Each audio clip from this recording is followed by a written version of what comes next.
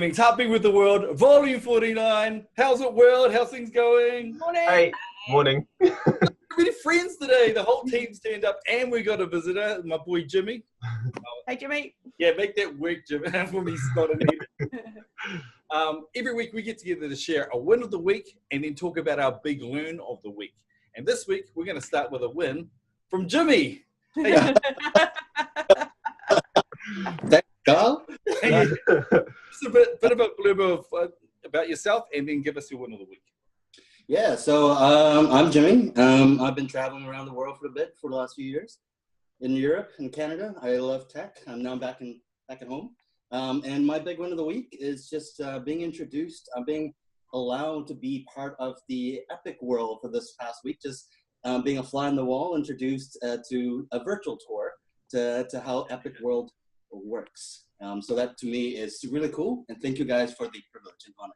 Yeah, welcome aboard, and let's just trademark Epic World. It's probably already taken, but it sounds pretty cool, isn't it? Epic World, yeah. Like channel or something. Yeah, welcome aboard, Jimmy. Next, Scott, what's your win of the week? My win of the week is I have been designing my game for work purposes, of course, and I've been. Whenever I start anything, I always look at the end or the cool stuff, like what I can do kind of thing, but I never start from the start. So I'm learning to start my process step from the start and write it all the way through, iron out all the kinks, and then start building it, instead of starting to build it and then going back to writing it, and then having to iron out the kinks. So it's a good process, and I'm learning heaps, which is cool. So, and I'm actually having fun with it, because I didn't think writing a big blurb about a game and each step would be fun, but I'm actually starting to really enjoy it. So very cool. It's designing yourself into a corner. Yeah. Where you don't know all the problems until you kind of brainstormed it out with yourself to kind of get to where you want to go. Yeah, totally. So, and that's my biggest fault, is I do kind of back myself into a corner with some things, and then I just work around it as it comes around, but I should have mapped that out to start with. So you get faster at it as well too. Yeah. Super fast. Cool. Nat, what was your win of the week? One of the week for me this week was delegating. So had some really big wins in delegating things back to the team. So first one was, there was a particular meeting this week. I had a few priorities that I had to juggle. I usually run the meeting, and I went back to the team and said, I'm not going to be there that meeting. Go ahead. And you guys had an awesome time without me. The meeting was really productive. It had all the objectives, and we've moved on. And I didn't actually need to be there.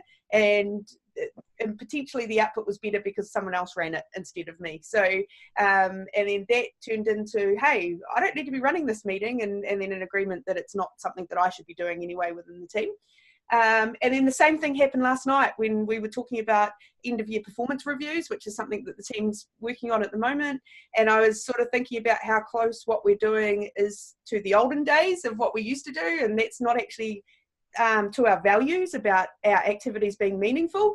So I flipped it on its head and sent it back to the team and said, go and sort your performance reviews out, and we'll get a better result for it, because I'm not responsible for the performance of the team. They are, you're the individuals. So I've had an awesome day of pushing back, an awesome week of pushing back.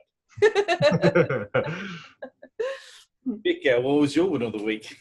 Well, mine was way more fun. Like, it was. And then pushing back? That sounds all like serious stuff, but so I was having a really repetitive time for the last couple of weeks, just with what I've been working on, and I needed a way to break it up. And we all know that Game of Thrones season 8 is coming on the final season. We're all excited, and it just clicked in my head. I need to make a type form survey and find out who everyone's favorite character is, who they think's going to die, and who they think's going to sit on the Iron Throne. And so I did. Karl, that was part of that meeting that we were talking about. I was like, non-net meeting. Do it. So I did. And it's been great. Oh, I think we have been so lost in the process, Becky. We've lost a bit of our creativity with some of our work. So thanks for bringing it back to the team. I feel like we lost our way a little bit. I can give you one little hint of one little bit of feedback for you from the quiz. So far, 0% of people have Sansa Stark as their favourite character.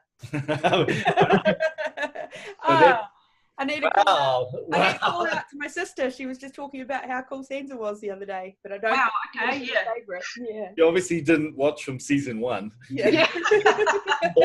or you just do the 1 to 7 recap for 12 minutes that I watched the other day, so I'm all caught up. You should send me that link. So long to read the books. Yeah. I'll post the link down below. Yeah, it's awesome, and I guess we'll link it because I guess it's still valid until the entire first season's done. So we got a 6 weeks window, right? Yeah. Yeah. But we'll be able to do some data about how people's opinions change after each episode. Oh, that's it, right? Yeah. We're going to be able to watch this evolve. Yeah. Yep. Come Keep back and doing the survey. Yeah. I suspect my husband's already done it twice. Yeah. I see Jamie Lannister's up there. I've been looking for Jamie Lannister because me and my brother Jason are both into Jamie Lannister, so we've been secretly recruiting people to do the survey. So you're into Jamie? Yeah. Fortunately, because it's going to be a great day, but I'm in a full day workshop on Monday, and I'm probably not going to be able to see it. I will be going offline until I get to see it. No man. Just turn off the internet. Okay, not very good transition. How am I going to make a transition to our big loon? Anyway, Nate, you want to give us a bit of an intro to our big loon this week? Sure. So big loon is about what are we learning? What's something that's taught us a lesson? What have we been thinking about? What have we been researching this week? We sort of come together and talk about what's something that's relevant to the team, and then hopefully relevant to you. So Karl had some walking ideas of the big loon today, and he can let us.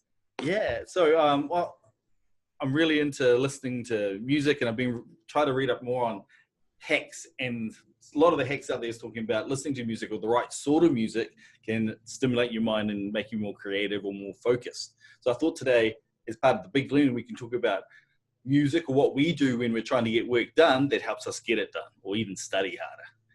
So who wants to start chatting about music or whatever you do while you're studying or trying to get work done? See, mine's not music. Mine is, and it sounds really bad. It sounds like I actually don't work at all, but I listen to a lot of things you say sound like that, Scott. No, it doesn't sound like that at all.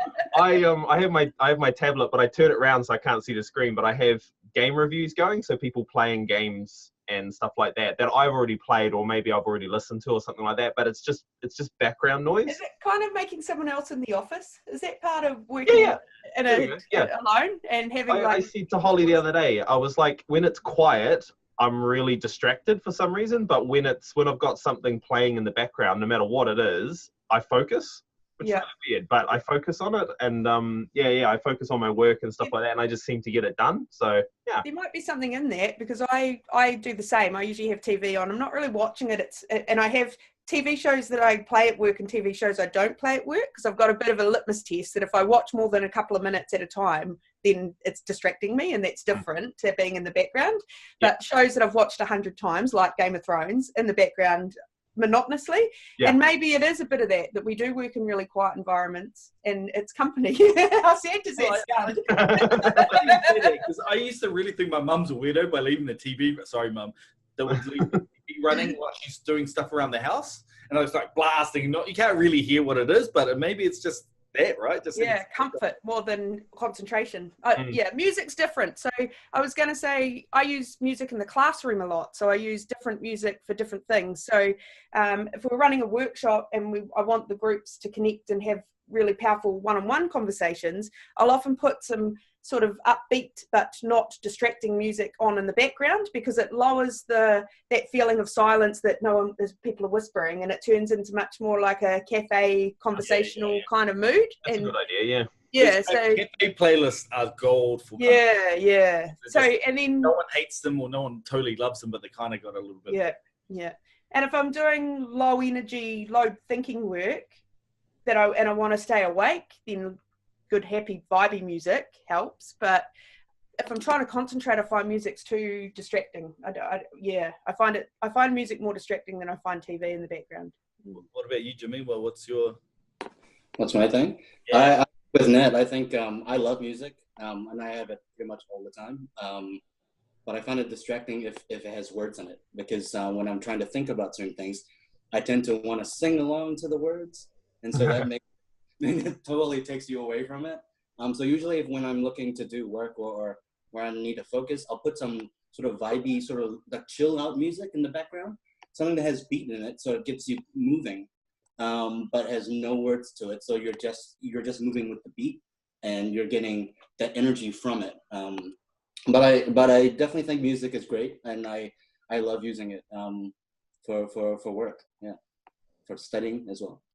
What about you, Rebecca? Do you have any? Yeah, well, I find TV and music a little bit distracting, and I think it Says the girl that has a keyboard. I was gonna- There's like, I know. Funny, I was going to say, how about kids?